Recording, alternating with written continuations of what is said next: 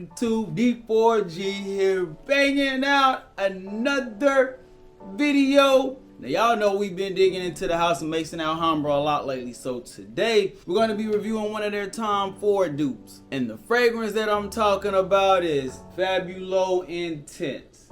This is their fucking fabulous clone. So we about to tap into it and see what it is, man. See if this shit release some gas. Or if this shit's just trash and y'all should save y'all money. That shit is fucking trash. But before we do any of that, gotta give a shout out to all my new subscribers. So if you're new, welcome. Over here on this side of YouTube, we like to make sure that you're looking good, smelling good, and feeling good through the art of fragrances. So if that's something that you're interested in, make sure that you hit that subscribe button, as well as the bell notification so that you can be updated anytime we drop this content. And to all my OG subscribers out there, man, them A1 since day one. Salute, fam. Hope everything is good with you. Man, let's go ahead and get into it, man. I'm excited, man. Gas or trash review over Maison Alhambra Fabulo Intense. Let's talk presentation. Now, the presentation on this bitch is legit, man. I'm telling you, you do not throw away these type of boxes. Look, we got the Fabulo Intense up front. We also have the Maison Alhambra stamp. Little eau de parfum concentration, letting you know it's the 80 ml at the bottom. Nothing on the sides. And then you turn it to the back, you got your ingredient information, things like that. And then at the bottom, there sits your batch code. Not a bad presentation, fam. And the box is actually nice quality, like it's a thick box, so I like it. And then you lift it up like so. And then boy, there she go, man. Your fragrance sitting there like a beauty. Slides out. And the bottle is actually very thick on these, man. I like the bottle on these. They got the good quality, got some good weight to them. Nothing really cheap feeling about these type of bottles, so it's a good presentation overall. Now let's get into these notes real quick. In the opening, you're gonna have clary sage mixed with lavender. In the mid, you're gonna have bitter almond, vanilla, and orris. In the base, you're gonna have leather, tonka bean, cashmerian, white woods, and amber. The fragrance experience with this one is very nice, fam. In the opening, you're gonna get hit with two main things. You're gonna get hit with some clary sage, followed by some lavender. Now, it is going to be more clary sage than lavender that you're gonna pick up, but you're not gonna miss the lavender note at all. There's also a little bit of a powdery nuance that you pick up as well, mixed with some leather that you're gonna get in the initial opening. Now that leather is gonna be more prominent than the powdery aspect of the fragrance.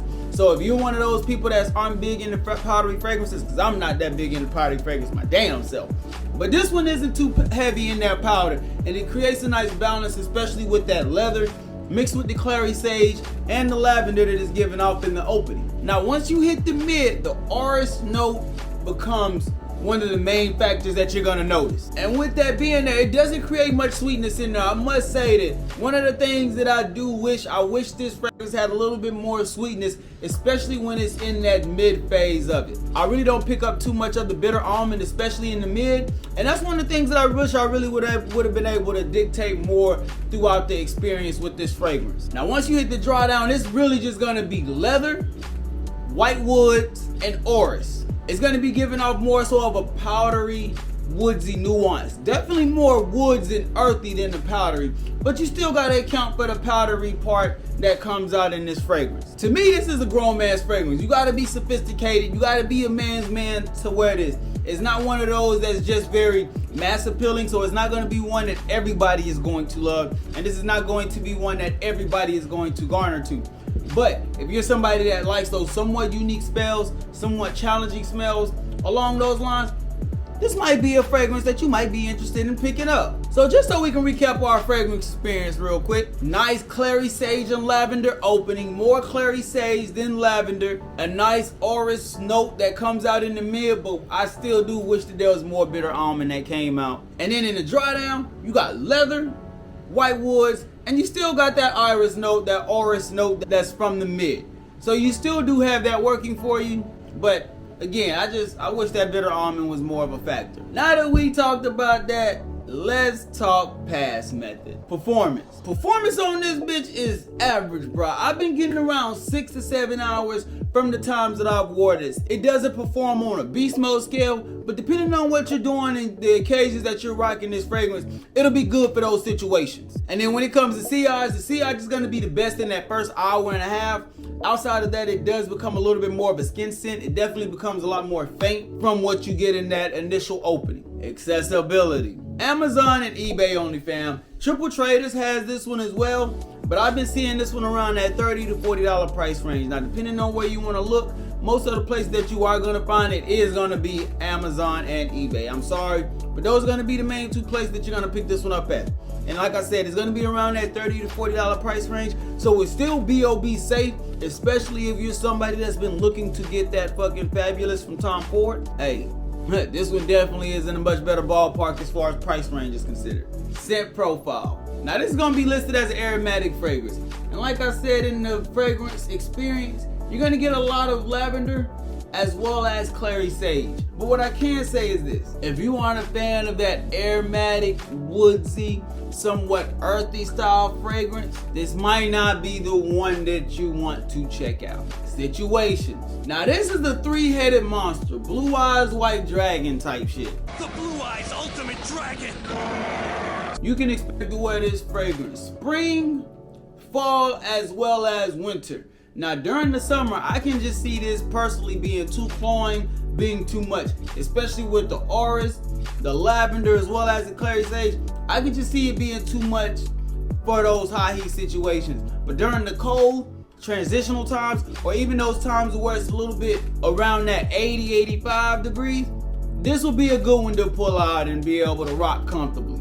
But just be careful in the heat, fam. Be careful in those high heat situations. Because again, I really can't see this one being worn during the summertime, especially how things are going.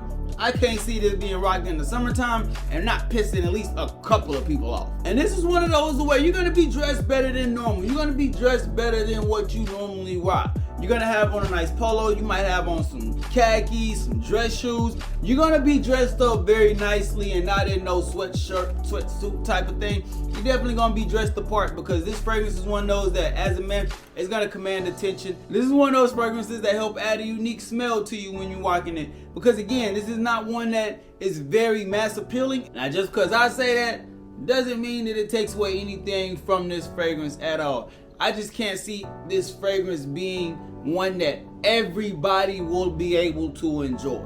I can see it more so being on a select few individuals. Overall, man, this shit is gas, boy. This shit is good. This is a very nice fragrance.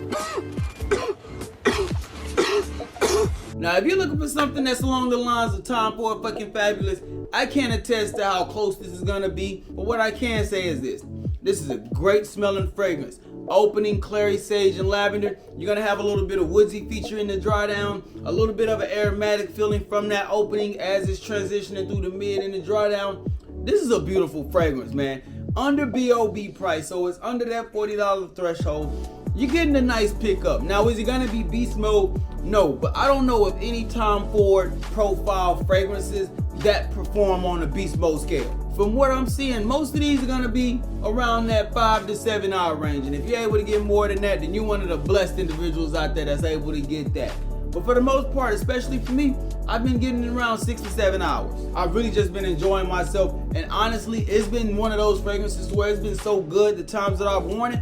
If I needed to reapply, especially when I've been at work, I'll just reapply it. But that's gonna be the video right there, man. Let me know down in the comment section what y'all think. Do you have this in your collection? And if you do you have the original as well? And how do they compare against each other? Do you get a lot of that clary sage and lavender? Is the Oris note still as big? Or do you get something else from it? Let me know down in the comment section. Let's see if we can help somebody out. But with all that being said, we about to get up out of here. I hope y'all have a great day. I hope y'all have a phenomenal day. Stay on your square. Stay on your purpose. Don't let nobody take you off of it, fam. D4G, truly blessed, destined for greatness. We out.